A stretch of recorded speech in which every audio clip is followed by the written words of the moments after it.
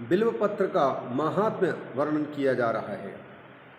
शृणुध्वं बिल्वमाहात्म्यं सावधानतयादरात्। रोमहर्षण ऋषि जी कहते हैं सुनो। सुनने में दो शर्त है, एक तो सावधान होकर सुनना, दूसरा आदर के साथ सुनना। आदर श्रद्धा नहीं होगी तो फिर ग्रहण नहीं हो पाएगा। अतः सावधानी हो और आदर भी हो। बिल्व महात्म को महादेव स्वरूपोयम बिल्वो देवैरपि स्तुतः। बिल्व जो होता है ये साक्षात महादेव रूप होता है। महादेव स्वरूपोयम बिल्वो देवैरपि स्तुतः, इसलिए देवता भी इनकी प्रशंसा करते हैं, स्तुति करते हैं कि ये बेल बड़ा भाग्यवान है। यथा कथंचिदेतस्य महिमा ज्ञायते कथम। यथा कथंचित एतस्य महिमा ज्ञायते, इसकी महिमा तो सब लोग जान नहीं सकते। अगर जानते हैं किसी प्रकार से उसकी महिमा को कैसे जाना जा सकता है। भगवान शिव की कृपा जिस पर होती है वही भगवान शिव की सेवा में समर्पित होने वाली वस्तुओं का महत्व समझ सकता है। पुण्य तीर्थानि यावन्ति लोकेषु प्रथितान्यपि तानि सर्वाणि तीर्थानि बिल्वमूले वसन्ति। बड़ी सुंदर बात कहते हैं। इस पृथ्वी में जितने लोक में जितने भी परम पावन पुण्य तीर्थ हैं, पुण्य तीर्थानि यावन्ति लोकेषु प्रथितानि, प्रसिद्ध हैं जिनके नाम सब लोगों को पता भी हो रहा है। ऐसे सारे तीर्थों का निवास कहाँ होता है जानते हो? कहते हैं नहीं जानते महाराज। तो ऋषि रोमहर्षण ने कहा कि बिल्व मूले वसंती। बिल्व वृक्ष के जड़ में सारे तीर्थों का निवास होता है। सारे तीर्थ वहाँ रहते हैं। बिल्व मूले महादेवम लिंग रूपिणमव्ययम यह पूजयति पुण्यात्मा स शिवम प्राप्नुयात् ध्रुवम। इसलिए बिल्व वृक्ष के मूल में जड़ में यदि कोई महाभाग्यवान व्यक्ति लिंग रूप धारण किए भगवान शिव की पूजा करता है तो निश्चित रूप से उसको शिवधाम की प्राप्ति होती है। वो पुण्यात्मा भगवान शिव के समान पवित्र होने के कारण शिव के साथ में रहने का अधिकार प्राप्त कर लेता है। यह पूजयति पुण्यात्मा स शिवम प्राप्नुयात् ध्रुवम। भगवान शिव को प्राप्त कर लेता है वो। बिल्व मूले जलैर्यस्तु मूर्धानमभिषिञ्चति स सर्वतीर्थ स्नातः स्यात् स एव भुवि पावनः। कोई भी व्यक्ति हो बिल्व वृक्ष के मूल में जड़ में ले जा करके और शिवजी के वहीं पर रख करके और उसके ऊपर में अभिषेक कराता है, गंगा जल या जो भी जल मिल जाए उससे अभिषेक करता है, तो इससे दो लाभ। एक तो शंकर जी का स्नान भी हो गया, दूसरा शंकर जी के स्नान का जल उस बिल्व वृक्ष को मिल गया। तो बिल्व वृक्ष को शंकर जी के जल का सेवन करने का सौभाग्य मिल गया। एक तो वह परम पवित्र है ही है, सारे तीर्थों का वास उसमें, लेकिन दूसरी भगवान शंकर जी के अभिषेक का जो जल उसको मिला तो इससे भी बड़ा पुण्य हो गया। वो समस्त तीर्थों में स्नान करने का फल प्राप्त कर लेता है। शंकर जी को स्नान कराया और स्वयं सारे तीर्थों में स्नान करने का फल पा लिया बिना स्नान किए। शंकर जी ने स्नान किया, उसका फल शंकर जी को स्नान कराने वाले को सारा फल मिल गया सारे तीर्थों में स्नान करने का। और एक और वो बिल्व वृक्ष भी प्रसन्न होकर के आशीर्वाद देता है कि जय हो भगत जी, कम से कम हमें जल तो चढ़ाया, शंकर जी का परम पावन जल दिया। समस्त तीर्थों में स्नान करने का फल पा करके वह पृथ्वी पर पवित्र हो जाता है। भुवि पावनः एतस्य बिल्वमूलस्य थालवालमनुत्तमं जलाकुलं महादेवो दृष्ट्वा तुष्टो भवत्यलम। और सुंदर बात कहते हैं, बिल्व वृक्ष के मूल में चारों ओर से उत्तम थाल बना रहता है, या नहीं बना है तो बना लेना चाहिए पानी को रोकने के लिए। तो पानी रोकने के लिए थाल बना है चारों ओर से। उस थाल में अगर शंकर जी की नज़र पड़ गई और जल किसी ने डाल रखा है तो कहते हैं जल से परिपूर्ण बिल्व वृक्ष के चारों ओर जो आलवाल बना है, थाल बना है, उसको जल से परिपूर्ण देख करके भगवान शंकर प्रसन्न हो जाते हैं कि वाह, किसने मेरा स्नान करा दिया। भगवान शिव अत्यंत प्रसन्न होते हैं। एतस्य बिल्वमूलस्य थालवालमनुत्तमं जलाकुलम महादेवो दृष्ट्वा तुष्टो भवत्यलम। बहुत प्रसन्न होते हैं कि मेरी सेवा में समर्पित बिल्व वृक्ष की सेवा किया किसने। पूजयेत बिल्वमूलम यो गंधपुष्पादिभिर्नरः शिवलोकमवाप्नोति संततिर्वर्धते सुखम। जो साधक, जो व्यक्ति गंध पुष्प आदि यथोचित पूजा की सामग्री लेकर के और बिल्व के जड़ की पूजा करता है शिव भावना से, इस भावना से कि बिल्वदेव आप परम भाग्यवान हैं, आपका पत्ता धन्य, आपका छाल धन्य, आपका मूल धन्य, आपके शाखा धन्य, आपके फल धन्य, जो भगवान शंकर की सेवा में समर्पित है। ऐसा समझ करके साक्षात शिव की मूर्ति मान करके बिल्व मूल में पूजा करता है, गंध पुष्प अक्षत आदि निवेदित करता हुआ और शिवरूप मान करके प्रणाम करता है, तो उसको शिवलोक की प्राप्ति होती है और उसके खानदान में, वंश में संततिर वर्धते सुखम। परंपरा में पितृ परंपरा, मातृ परंपरा कहीं रुकेगी नहीं, संतानों की कोई कमी नहीं रहेगी उसके घर में। इसलिए जिनके संतान नहीं हो रहे हैं उनको भी बिल्व वृक्ष की सेवा का सौभाग्य मिलना चाहिए और प्रार्थना भगवान शिव से संतति की प्राप्ति के लिए करनी चाहिए। बिल्वमूले दीपमालाम यह कल्पयति सादरम। अब दीप ज्योति जलाना होता है। अगर किसी ने दीपमाला ले जा करके बिल्व वृक्ष के चारों ओर रख दिया तो उसका क्या फल होता है। दीपमालाम यह कल्पयति सादरम, श्रद्धा के साथ सतत्व ज्ञान संपन्नो महेशांतर्गतो भवेत्। भगवान महेश की कृपा से, शिव की कृपा से उसको बिना शास्त्रों का अध्ययन किए ही सारा तत्व ज्ञान, शिव ज्ञान प्राप्त हो जाएगा और बाद में फिर वह महादेव के सानिध्य में आ जाता है। महेशांतर्गतो भवेत्, शिव जी की सन्निधि उसको प्राप्त हो जाती है। ये बिल्व वृक्ष की महत्ता है। शास्त्रों ने कितना महिमा गाया। बिल्व शाखाम समादाय हस्तेन नवपल्लवम गृहीत्वा पूजेत बिल्वम सपापैः प्रमुच्यति। और बड़ी सुंदर बात, बिल्व शाखाम समादाय, बेल वृक्ष की शाखा डाली हाथ में ले लिया और लिख पकड़ करके उसके नए पल्लव को ग्रहण कर और फिर बिल्व की पूजा करता है। जैसे कि चंवर डुलाते हैं भगवान को या पंखा व्यजन डुलाते हैं, वैसे ही उस बिल्व वृक्ष की टहनी से बिल्व वृक्ष की सेवा करता है। नव पल्लवन गृहीत पूजयेत बिल्वम सच पापैः प्रमुच्यते, वो भी सब पापों से मुक्त हो जाता है। कितने कितने महिमा है। बिल्वमूले शिवरतम भोजयेद यस्तु भक्तितः एकम व कोटि गुणितम तस्य पुण्यम प्रजायति। बिल्व मूल में अर्थात बिल्व वृक्ष की छाया में उनके मूल का स्पर्श ताकि हो सके।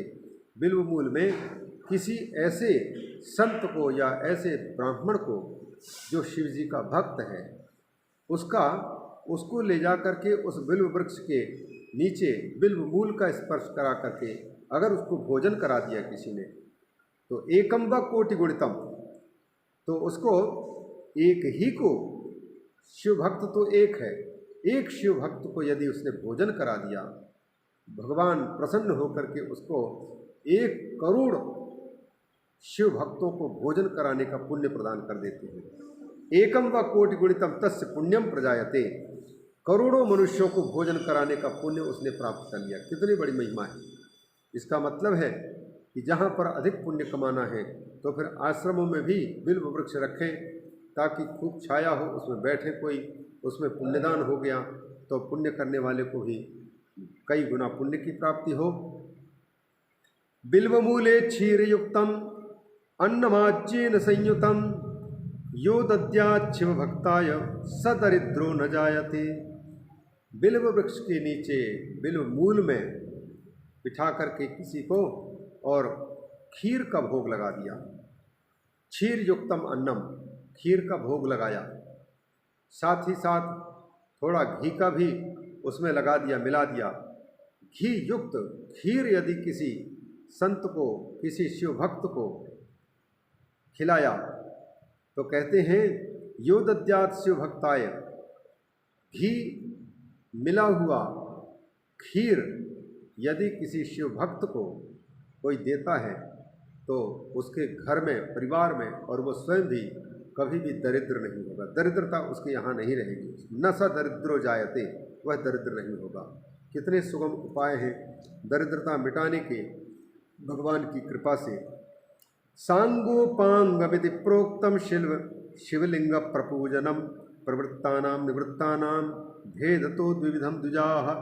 इस प्रकार से तीर्थराज प्रयाग में उपस्थित समस्त ऋषि मुनियों को भगवान के पूजा पाठ की पद्धति बताते हुए व्यास जी के शिष्य रोमहर्षण ऋषि जी कहते हैं कि आप लोगों ने जैसा पूछा था उसके अनुसार हमने अंगोपांग सहित शिवलिंग पूजन का विधान भी बताया, और साथ साथ में ये पूछा था बिल्व महात्म, भस्म महात्म, वह भी हमने बता दिया। शिव नैवेद्य के बारे में भी बता दिया। इसके साथ साथ कहते हैं कि प्रवृत्तानाम निवृत्तानाम भेदतो द्विविधं द्विजाः। ये दो प्रकार से ये शिव पूजन को बता रहे हैं। प्रवृत्तों और निवृत्तों के लिए दो भेद हैं शिव पूजन को। तो कौन सा है? कहते हैं प्रवृत्त माने प्रवृत्ति मार्ग में रहने वाले, घर गृहस्थी संभालने वाले, और निवृत्त मतलब निवृत्ति मार्ग में साधु संत सन्यासी लोग जो त्याग वैराग का जीवन जीते, एकांतिक जीवन जीते हैं, घर गृहस्थी नहीं जिनकी, ऐसे लोगों के भेद से, गृहस्थी और साधु सन्यासी के भेद से दो प्रकार से शिव पूजन समझना चाहिए। कैसे? प्रवृत्तानाम पीठ पूजा सर्वाभीष्ट प्रदा भुवि। पूजा करता है गृहस्थ प्रवृत्ति मार्गी, तो उसको पीठ पूजा, शिव जी के आधारभूत जो है उस पीठ पूजा सारे अभीष्टों की प्राप्ति करा देने वाला है। अतः उस पूजा को अवश्य करना चाहिए।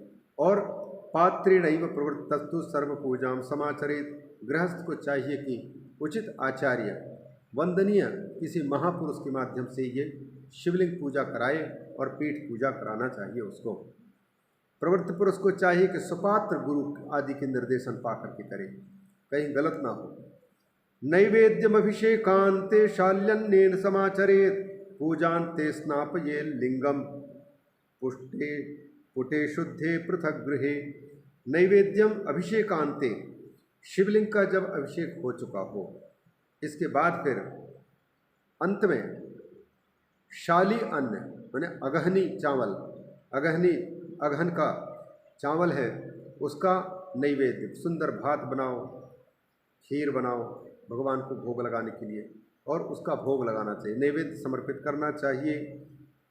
पूजान्ते स्थापयेत लिंगम, जब पूजा हो जाए शंकर जी के शिवलिंग की, तो फिर उसको घर में सुंदर स्थान पर, पवित्र स्थान पर स्थापित करें, किसी शुद्ध पुट में रख करके, शुद्ध डिब्बा आदि में रख करके विशाल में फिर शिवलिंग को स्थापित करना चाहिए। अथवा किसी दूसरे शुद्ध घर में रख दे जहाँ पर उसकी पवित्रता को कोई आँच न आवे। पूजान्ते स्थापये लिंगम पुटे शुद्धे पृथक गृहे। कर पूजा, ये तो प्रवृत्ति मार्गियों के लिए हुआ। निवृत्ति मार्गी साधु सन्यासियों के लिए नियम क्या? कर पूजा निवृत्तानाम स्वभोज्यम तु निवेदयेत निवृत्तानाम परम सूक्ष्मम लिंगमेव विशिष्यते। निवृत्ति मार्गी साधु संत होते हैं घर गृहस्थिकों के अतिरिक्त, तो उनके लिए क्या है? उनके लिए कोई राजसी ठाट बाट के भोजन बनाने का तो अवसर है नहीं, इसलिए जो भिक्षा मिल जाए उसी भिक्षा को निवेदित करना है, वही नैवेद्य है। और कर पूजा, हाथ में ही, हथेली में ही शिवलिंग पूजा, हाथ में ही शिव का विधान करते। कई लोग शिव मुद्रा दिखाते हैं, रुद्र मुद्रा, शिव मुद्रा, उसी प्रकार से हाथ में ही शिव मुद्रा बना करके उसका अभिषेक किया जा सकता है, पूजा की जा सकती है। कर पूजा निवृत्ता नाम और स्वभोज्यम तो निवेदयत, जो मिला है भोजन बस उसी को भगवान को सामने रख करके कहे यही है प्रभु हमारे पास नैवेद्य, इसको स्वीकार कर लो। और हमें प्रसाद के रूप में जब प्राप्त होगा तो भक्ति ज्ञान वैराग्य, ये आपके प्रसाद से हमको प्राप्त होगा। अन्नपूर्णे सदा पूर्णे शंकर प्राणवल्लभे ज्ञान वैराग्य सिद्ध्यर्थम भिक्षाम देहि च पार्वती। जैसे माँ अन्नपूर्णा से प्रार्थना करते हैं कि कि माँ अन्नपूर्णा, हे अपर्णा, हे अन्नपूर्णा, हमें भिक्षा दो, और भिक्षा ऐसी दो हमारा ज्ञान, हमारा वैराग्य और हमारी भक्ति ये कुंठित न हो, उत्तरोत्तर ये बढ़े। तो भगवती की कृपा से प्राप्त जो भिक्षान्न है वह पवित्र होकर के साधक की साधना को बढ़ाने में अपनी भूमिका निभाता। तो निवृत्तानाम परम सूक्ष्मम, और शिवलिंग सूक्ष्म से सूक्ष्म शिवलिंग जिसको कहा गया है वही उनके पूजा के लिए उचित है। भिक्षा आदि से प्राप्त अपने भोजन है नैवेद्य रूप में अर्पित करना निवृत्ति मार्गियों के लिए परात्पर सूक्ष्म लिंग ही श्रेष्ठ बताया गया। और उनको क्या करना चाहिए, कहते हैं विभूत्यभ्यर्चनम कुर्यात विभूतिम च निवेदयेत। भगवान शंकर की पूजा करनी है तो षोडश उपचार नहीं कर पा रहा है, रखा हुआ है भस्म, तो बस विभूति से ही शंकर जी को स्नान, जैसे महाकाल का स्नान विभूति से होता वैसे ही भस्म से ही भगवान शंकर का अभिषेक करा देवे, स्नान करावे। और विभूतिम च निवेदयेत, नैवेद्य के रूप में विभूति को ही समर्पित करो, प्रभु जी इसको स्वीकार करो। नैवेद्य विभूति का शिव नैवेद्य निवेदित करना चाहिए। पूजाम कृत्वा तथा लिंगम शिरसा धारयेत सदा, पूजा कर लिया शिवलिंग की, अब उसको शिवलिंग को उठा करके अपने सिर से धारण करना चाहिए। लिंगम शिरसा धारयेत सदा, अर्थात श्रद्धा हमारी इतनी है कि हम प्रभु आपको सिर में धारण करे रखें, ऐसे भावना से उसको धारण करना चाहिए। इति श्री शिव महापुराणे प्रथमायाम विद्येश्वर संहितायाम साध्य साधन खंडे शिव नैवेद्य वर्णनम नाम 22वाध्यायः। इस प्रकार से इस अध्याय में 36 श्लोकों में से ये बात बताई गई, शिव नैवेद्य की महिमा, बिल्व महात्म्य, और फिर संक्षेप में इनके पूजन प्रवृत्ति मार्गियों और निवृत्ति मार्गियों के लिए। बोलिए शंकर भगवान की जय।